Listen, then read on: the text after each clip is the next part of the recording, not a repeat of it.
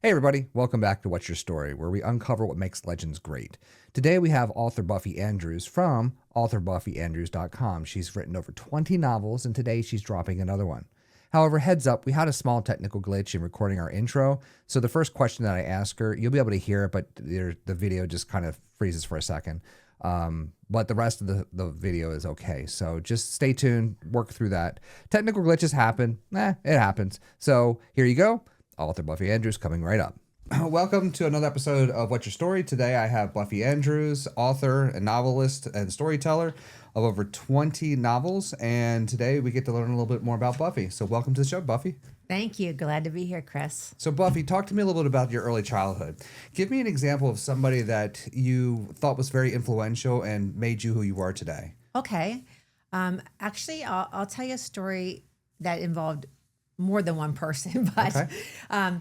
when I was little, growing up on High Street in Manchester, we had 3 cherry trees in our backyard, and one was small enough that I could climb it. So I spent many a July afternoon sitting in the cherry tree eating cherries. And one day I had this great idea that, hey, I could sell these cherries.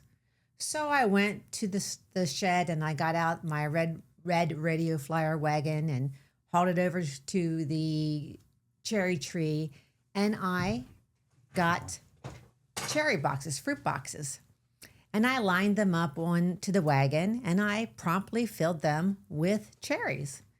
But the thing is, I decided to take a shortcut. I mean, why go to all that work picking the cherries off the tree when there was plenty of them on the ground? So that's what I did. I started picking the cherries off the ground, putting those in first, and topped the boxes with good cherries from the cherry tree. And I drug this wagon all over town, and I sold the boxes of cherries, 3 to Mrs. Swan, 2 to this neighbor, another 2 to this neighbor. And all of a sudden I had a pocket full of change. Guess what I did, Chris? I don't know. I went down to the corner store and I bought penny candy. Okay. I figured, hey, all that hard work, I deserve to get myself a bag of penny candy, and that's exactly what I did. Well, what happened was later that afternoon, and this is when we still had party line, telephones. This is before cell phones, all that stuff. The phone started ringing off the hook. It seemed like my neighbors started calling and were asking and telling my parents that the cherries they received weren't good cherries. Well, Ooh. yeah, I was in big trouble. My dad called me in and said, I heard from this neighbor that you sold them rotten cherries. I'm like, well, he says, no. He said, what you'll do is you're going to go out to that cherry tree, and for every box that you sold, you're going to pick 2 boxes.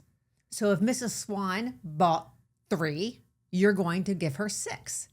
And I'm like, but I don't get any money for it? Oh, absolutely not, young lady. So I went out to the cherry tree and I picked the cherries, took the red radio flyer wagon around the neighborhood, delivered all these cherries again. And wow, what a life lesson that taught me. It taught me that the value of customer service, obviously, of honesty. Yeah. Of being honest, because I was like, here, I'm thinking, hey, taking shortcuts, easy peasy money. This is great. I had plans on doing the next day. So that was really an experience that deeply influenced me. I'd have to say it's just stayed with me. That cherry tree story stayed with me. I think I've told it to my kids, multiple times. But I think it's just a great story that you learn, and hopefully, gladly, I learned at a very young age that how important being honest, how important providing good customer service, and taking care of people, your customers. So yeah, that was one. I had another one that had to do with a store owner that had a peanut roasting machine out front. Okay. And on my way to the playground every day, I would go by this peanut roaster and, oh, they smelled so good. I mean, you just go by, my stomach would grumble, and I'm thinking, oh man, I wish I had some of those peanuts. Well, one day, walking home from the park, I decided to go up to the machine And I opened the door and I peeked inside. And it had been emptied, but there were maybe a handful of peanuts that were still in there. Well, I looked around. No one was watching. No one was there. I grabbed the peanuts. I ran and ran and ran, clutching these peanuts in my hand. And by the time I got home, I had eaten all but one. And I get home and I'm bawling profusely. And my dad's like, what's wrong? What's wrong? You know? And I tell him, oh, Mr. Warner had his peanut roasting machine out front and it smelled so good. And I opened it up and I took a few peanuts. He says, okay. And I opened my hand to show him the peanut that I had left in my hand. And he said, okay, young lady, you're going to go down to Mr. Warner and you're going to tell him exactly what you did. Do I have to? Oh, yes, you do. So I went down to Mr. Warner and I'm sobbing and I'm explaining to him that his peanuts smelled so good that I was walking past and I just had to look inside and oh boy, there's a couple of peanuts there and I took them.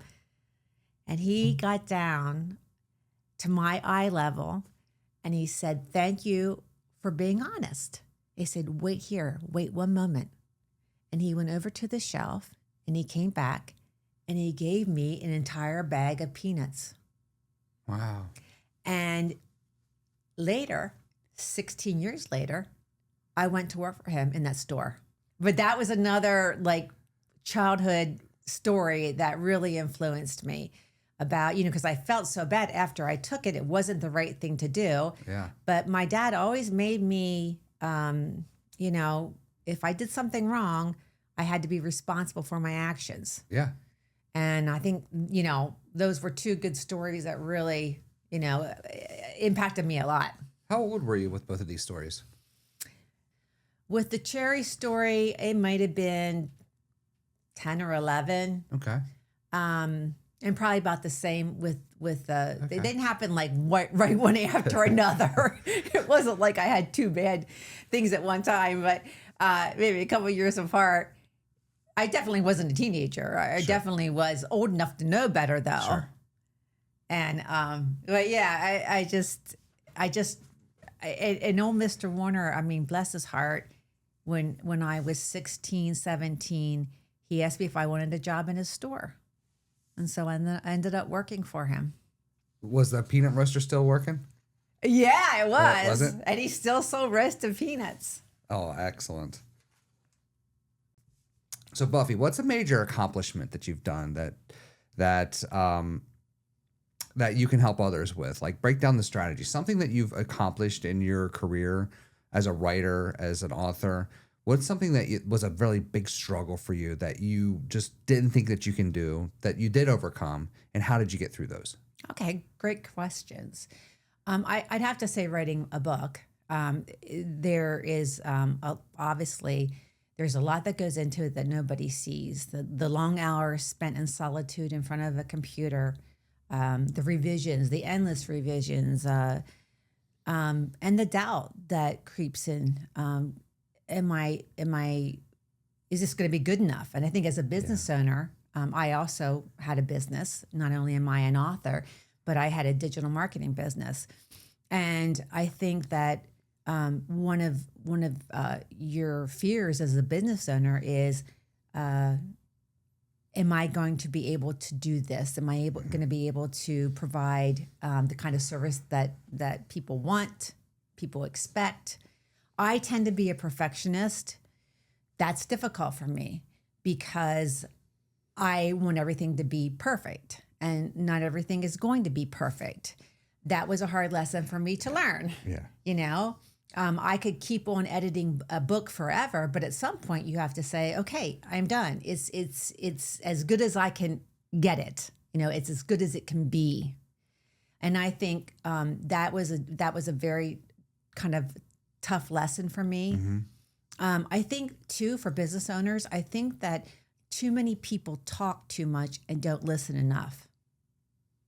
And I think you need to make sure that you're listening, not only to what is being said, but what's not being said. I think the pauses, the facial expressions, all those things. I think business leaders need to be cognizant of that, and try to make sure that they're listening to their clients, listening to, internally to themselves.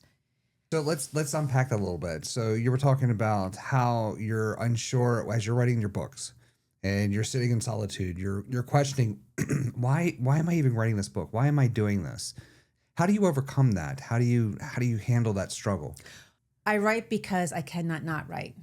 Because characters come to me, I have a story that I need to tell.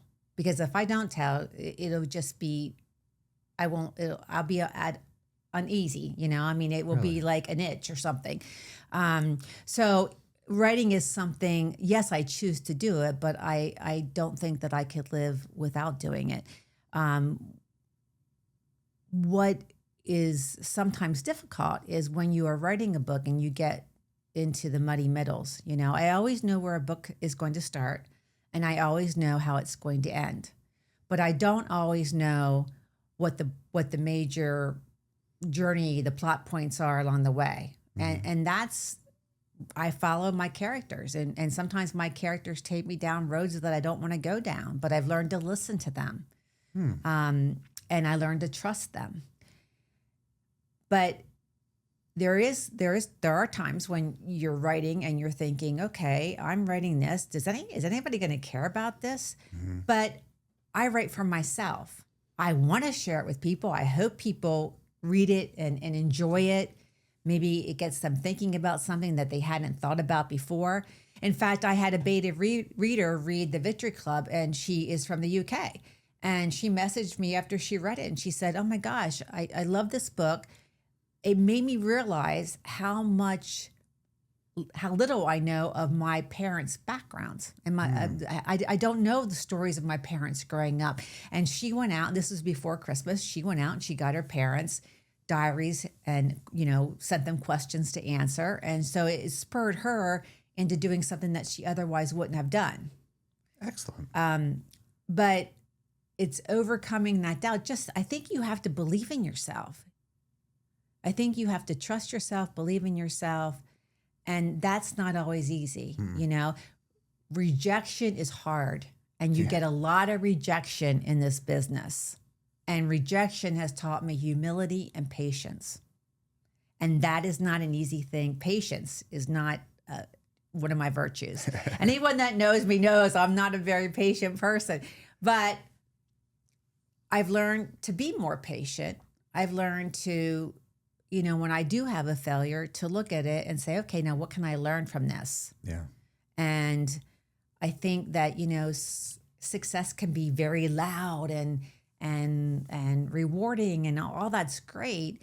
But I think there's a lot that you learn from failures. And when you're writing a book, when you finish that book, it's the best feeling in the world. When you launch that book out there to the world, it's awesome. But for me, it's the journey. It's the journey of beginning that book and then the whole journey wherever those characters take me to the end of that book. Where or how do these characters come up with their personalities and the journeys, as you're mentioning? Is it based on your life experiences? Is it based on a place that you want to visit through a character and live vicariously through them? Where is the story being developed from? It all depends. My stories that I write tend to really focus on friendships, relationships, connections.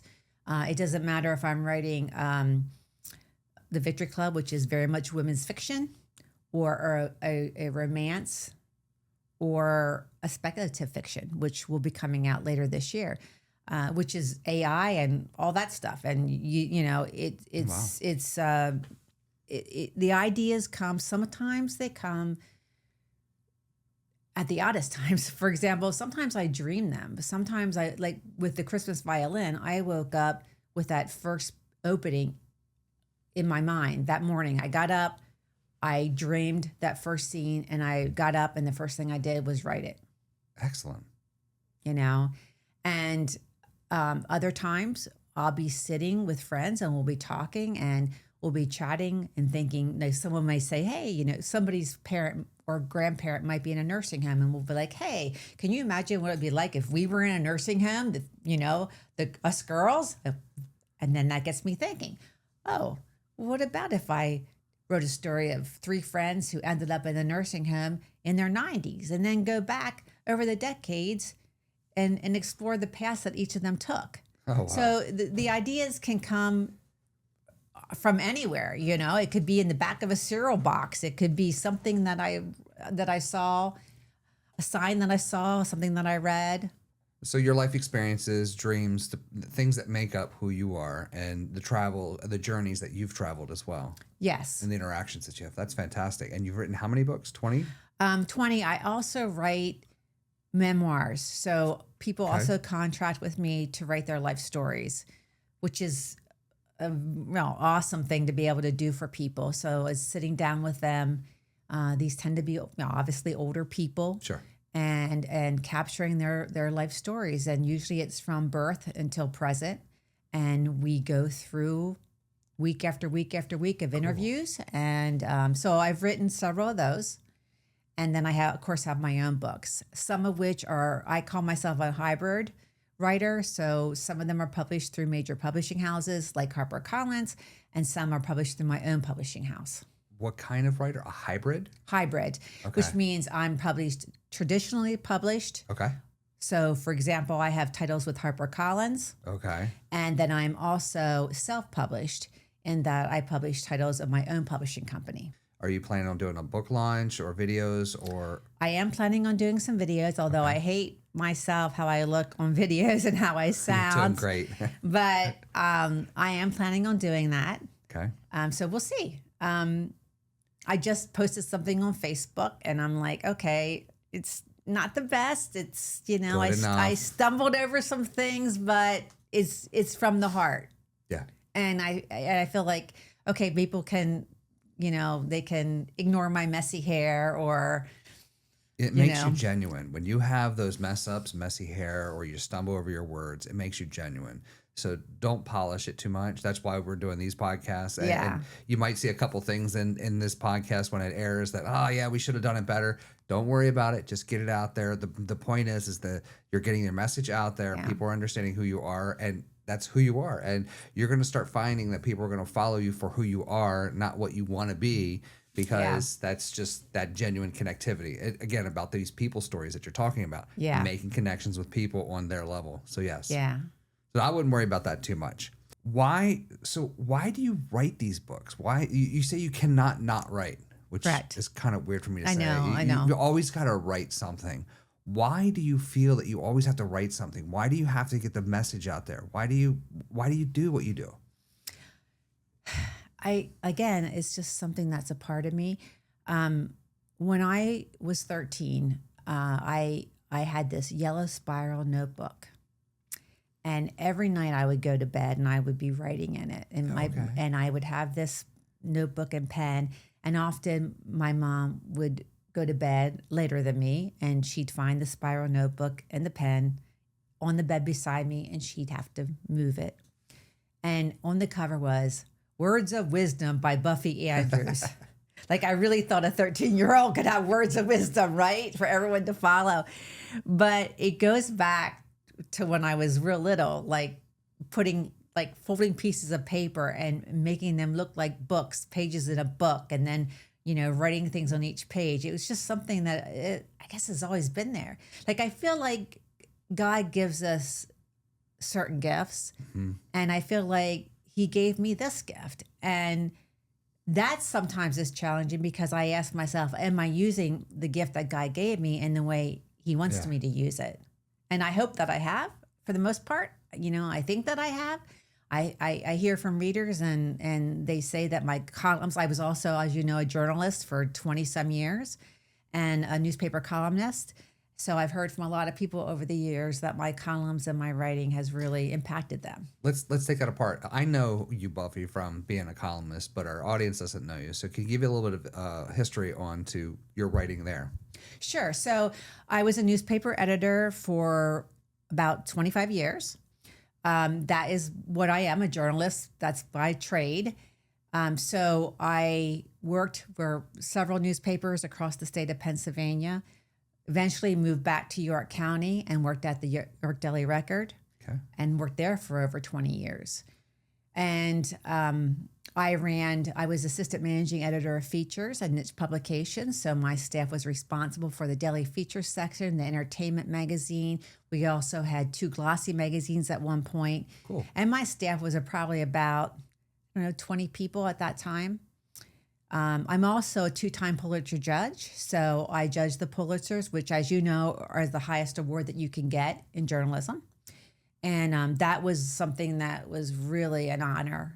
Wow. And I mean, you go to New York, you're with these judges from all over the country. You sit in a room for days and you read submissions. And that was back before we still had paper copies of things. What's your most, so as a journalist, you've probably traveled all over the world. You've interviewed a lot of different people. You've written about a lot of different things. What's one of the most impactful things that you had to cover and you've written a story about? That's a tough one because I spent most of my time as an editor. Okay. So most of my time as a journalist was mentoring reporters. Okay. Was editing them and teaching them. I would say an experience that happened when I was in college, a junior in college. This was probably the biggest story that I ever covered in my entire life, and it happened when I was a junior in college. There was a professor, Dr. Hext, that taught at the school. Not going to name the school, but he wasn't who he said he was. Oh.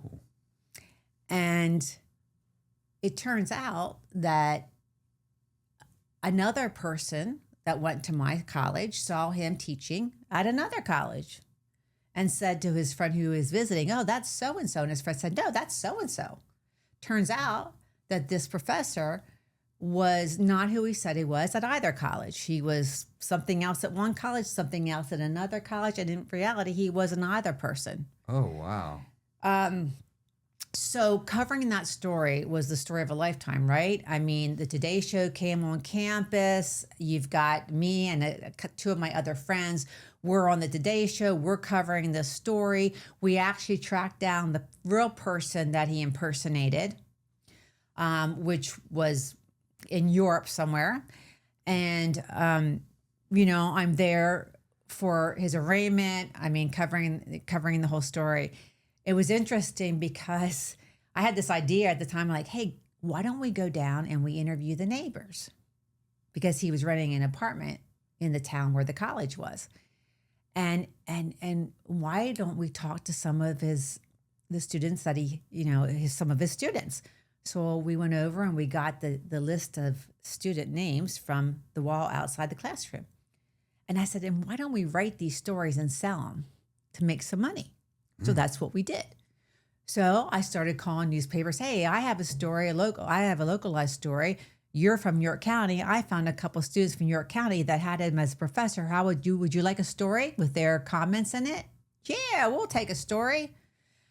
Hey, I called Allentown. Hey, we found a couple students from Allentown that had him as a professor. Would you like us to localize that story for you? Yeah. Then it was just like boom, boom, boom, boom, boom, So it was like one of those experiences where we learned so much about reporting, and we had fortunately great advisor who stood by us, and actually the college president who said, "Hey, kids, Today's Show's here. Come in. This is learning for you." So that was a huge story. Even if you were not a college journalist, just any journalist, that's a huge story. I mean, a guy's impersonating somebody else, saying he's somebody and he's not, and he's getting all these teaching gigs all over the place. Wow. So I think that was like me personally, the story that I worked on that was probably impacted me the most. Wow. That's a heck of a story. Yeah. And it almost goes back to your Cherry days where you're selling the stories to other outlets I guess as well. I always had that entrepreneurial spirit because I'm like, hey, is there a way here that we could make some money doing this? And actually then we also went down to the landlords and talked to his landlord and found some different things inside the apartment that were connected to the 2 universities, like maybe pencils with the university name on them. And we were selling information to USA Today that we collected. So not with them, not stories, but information. It was a wild ride. Like thinking back, it was, you just, there are journalists that wait an entire lifetime to be able to cover something like that. Yeah. And then to cover that as a junior in college, and you kind of reach that apex, and you're thinking, oh, wow, is this, now what? Now I'm getting out of college and I'm writing obituaries. Not that they're not important, but I'm just like, when you're used to covering something that's, A plus plus plus plus. Yeah. Not that an obituary isn't important, honestly. I don't mean to sound like that, but I'm just saying that when something gets you so jazzed up, I mean, you're not sleeping. You're running on adrenaline for days. How long a period was this for you? About a week or two? Yes. About a week or two, and then did it die down in the media cycle? It did eventually die down. There were some papers that covered us. Okay. As reporters. Yeah. There was great. The Patriot did a story on us. These 3 student reporters who were knocking down all these walls. We did a radio show. Oh wow. With a station out in Chicago. So it was a really interesting time. So I gotta know, what happened to the gentleman? Did he keep his job? No, he didn't keep his job. He got into a lot of trouble. He got into a lot of trouble. Yeah, Okay. yeah, We'll just leave it at that. Yeah. Okay, fair enough. Interesting. And this was back in the day. This sounds like a Jason Bourne or James Bond kind of movie type of thing. Can you imagine if we would have social media and all the things that, because this was in the 80s. Well, I actually have early 80s. I have a friend who's a professor of 3 different universities, and she's an adjunct at one of those. And today you can teach at multiple different colleges and universities. So today it's not a big deal. Now, she uses her real name on all 3 of those, so we're okay there, but not impersonating anybody. So it's okay that he had multiple jobs. It's just that he was impersonating other people's names. Right. He was pretending to be somebody that he wasn't. Okay. Well, isn't that what social media is all about today? Ironically enough. Honestly, it's probably one of the reasons I got into journalism. I mean, I totally believe in the checks and balances and the voice of the fourth estate and investigative journalism. I mean, it's certainly not what it is today. So we don't even want to go down that rabbit hole because you won't get me to shut up about that. But yeah, the voice of the fourth estate. That's something I just heard you say. Can you explain that a little bit? Because I don't know what that is. Yeah. So the press, it's kind of like, I got into journalism because, after Watergate, right? I mean, you're Nixon? Yeah. And it's, you want to have, it's like the fourth estate journalists are the watchdogs, ensuring that there is a democracy, making sure that there are checks and balances, that we do have investigative journalism, that we are checking things out, investigating things. And so that to me was great. That's why I wanted to be a journalist. I thought, oh, this is great. Making sure that you're investigating things, making sure that everything's on the up and up, holding people accountable. Okay. That makes sense. Buffy. We talked a lot about the story about where you've come from, some of the experiences you've had. Now let's talk a little bit more about your books. You've got 20 books. You've got a new book coming out today called The Victory Club. Can you give us a little bit of synopsis of what the book's about and who is your target for this book? Who's the audience that should read this book? Really, anybody that's 18 plus will read the book. Okay. I'd say the core that would probably be the cream of the crop to read it, that would get probably the most out of it, maybe 35 on up. Okay. But the book is really about 3 friends who grew up together. They each chose different paths. One became an investigator, became a journalist. One became a teacher, and one decided to get married right out of high school and had a family. So they chose very different paths. Dot went to Howard University. She became a teacher. She became an activist. She was very involved in the civil rights movements. They end up in the same nursing home when they're in their 90s, or actually 90. And the story goes from the nursing home in present tense to the previous decades, one decade at a time, and explores each of their lives in that decade. And it goes back and forth between the nursing home and that decade. So back in the 60s, for instance, You may have Maggie fearing that her son may be called up for the Vietnam War. You may have Evie covering the diner sit-ins. You may have Dot marching, or listening to Dr. King's, and today's Martin Luther King Day, listening to Dr. King's famous "I Have a Dream" speech. So it's so interesting to see how their friendships develop and carry them through all the decades, and here they are, 90, in this nursing home. Is it more of like they're reliving their memories and telling the stories to each other? They are reliving their memories, and they're recording it, though, because part of what they do is they create I don't want to give the book away. Okay, fair enough. They do something inside the book. Yeah. And there's funny parts. I mean, there's funny parts in the nursing home. It's not like you think of a nursing home, you think of doom and gloom, right? No. I mean, there's funny parts. There's one character, Mr. Jimbalvo, who he steals everybody's mugs. He's a mug stealer. So if you got a favorite mug, he probably has it in his room. And then there's another character who takes all the lime jello and so doesn't leave any lime jello for anybody else. You think maybe he's building a bunker out of lime jello or something. I mean, it's like there's some funny things too, and the ladies, they get a little bit active in the nursing home, meaning that they see some things that they don't like and they protest and to make it right. So cool. It's just an interesting story. I said, like, friendship, connection. And I think too, we talk a lot about friendships when we're in our 20s. Yeah. And not so much when we're in our 80s and 90s. And I feel like we should, because it's often the people that are there with us in the beginning are the ones that are there for us at the end. Yeah. Absolutely. They're the ones that save us. Yeah. And I feel like this telling their story was my way. It's kind of like my love letter to the people in my life who have shaped me.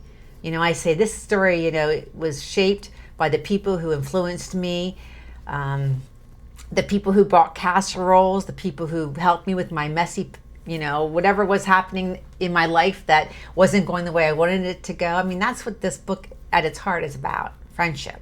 Fantastic. So Buffy, we learned a little bit about your book and some of the stories and some of the characters in there. How can we buy the book? Where should we go to get that? Sure.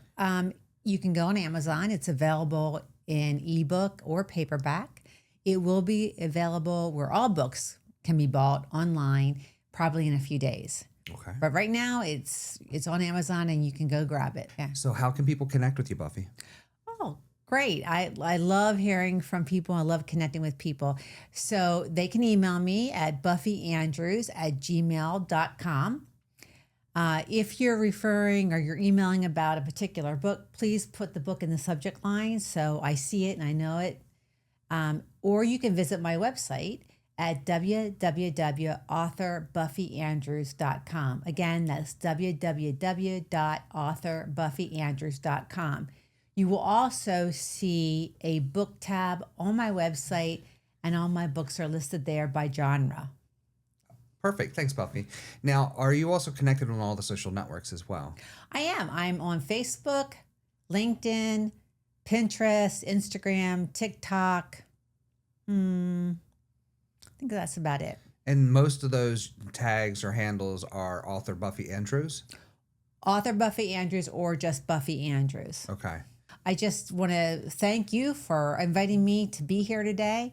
And I hope that y'all check out my website. And if you do read a book of mine, I'm eternally grateful. I would even be more grateful if you left a review, good or bad. It doesn't matter. Reviews are just so incredibly important. Thanks a lot. Thank you guys for watching another What's Your Story with author Buffy Andrews here. And we look forward to seeing you next time. Bye. See ya.